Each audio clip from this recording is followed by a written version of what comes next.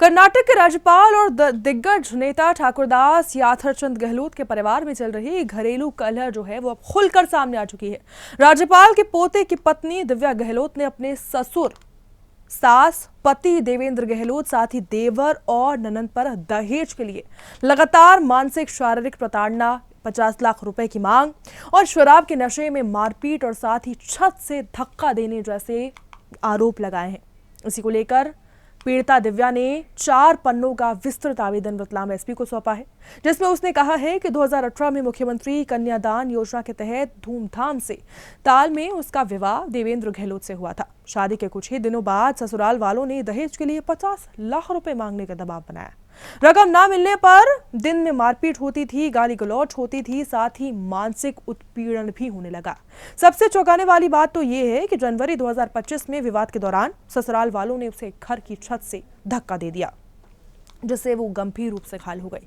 Medical report और अस्पताल के कागजात भी आवेदन के साथ सामने आए। दिव्या ने कहा कि गर्भावस्था के दौरान भी उसे बुरी तरह प्रताड़ित किया गया है। न तो कोई सहानुभूति दिखाई दी, न ही इलाज में सहयोग किया गया। पीड़िता ने खुलासा किया है कि राज्यपाल के परिवार का रसूख होने की वजह से उसकी आवाज दबाने की कोशिश की गई। इसको लेकर पीड़िता का क्या कुछ बयान है वो आपको सुनाते हैं। जी मैडम, क्या घटनाक्रम हुआ आपके साथ? 2018 में ताल सम्मेलन में मेरी शादी हुई थी मुख्यमंत्री योजना में देवेंद्र गहलोत से। देवेंद्र गहलोत बहुत दारू पीते थे और अन्य प्रकार के नशे करना ये सब करते थे। उस समय नहीं बताया था, शादी के बाद 2-3 दिन बाद मारपीट, फिजिकल मेंटली टॉर्चर करना मेरे को, ये सब करते थे। बहुत मारपीट करते थे ये सब। फिर भी मैंने विरोध नहीं करा इस चीज़ का, अगेंस्ट नहीं गई कि घर बच जाएगा, नया था। फिर 3-4 बार वापस मैं अपने घर आ जाती थी, फिर समझा बुझा के मेरे को वापस ले जाते थे। मैं ससुराल से भी आते थे, रिलेटिव्स की नहीं होगा ऐसा।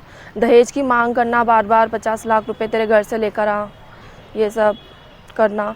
फिर अभी 26 जनवरी को मेरे को मारने की नीयत से छत से नीचे फेंक दिया।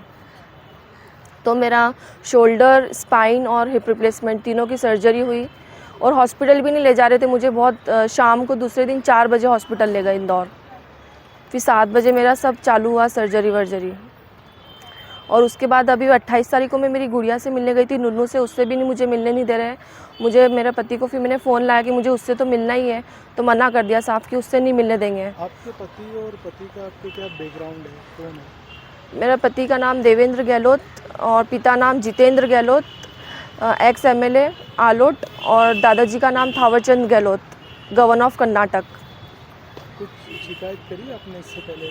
इससे पहले मैं घर बसाना चाहती तो कोई मैंने शिकायत करी भी नहीं, इतना बड़ा इंसिडेंट होने के बाद भी। अभी किसको शिकायत की आपने? अभी SP सर को। हाँ, MLC वगैरह कुछ भी नहीं।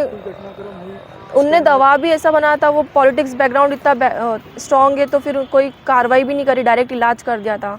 और उनने दवा बना दिया था कि बोलने की ज़रूरत नहीं है, ऐसी घटना बताने कि बाथरूम में गिर गई थी, ये सब बताने की। और इसको लेकर अब पुलिस अधिकारी का क्या कुछ कहना है वो आप सुनिए। जरूरत नहीं है। सर, एक शिकायत आई है, एक महिला ने शिकायत की है कि SP साहब को, जिसमें उसने पति और ससुर उसके ऊपर, देवर के ऊपर आरोप लगाया दहेज प्रताड़ना का। क्या मामला है? जन सुनवाई में जो है पुलिस अधीक्षक महोदय के समक्ष जो आवेदन पत्र आया था, जिस तारतम्य में उक्त जांच चूँकि उज्जैन से संबंधित थी, तो जांच उज्जैन भेज दी गई है जांच हेतु।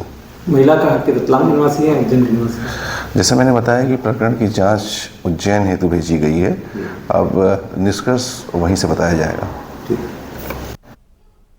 तो देखिए, बेहद बड़े आरोप हैं, दहेज का आरोप है, साथ ही छत से धक्का देने जैसे आरोप है, जिसको लेकर पुलिस कार्रवाई कर रही है। और जो भी अपडेट होगा वो आपको सुदर्शन मध्य प्रदेश पर हम देते रहेंगे। जय हिंद।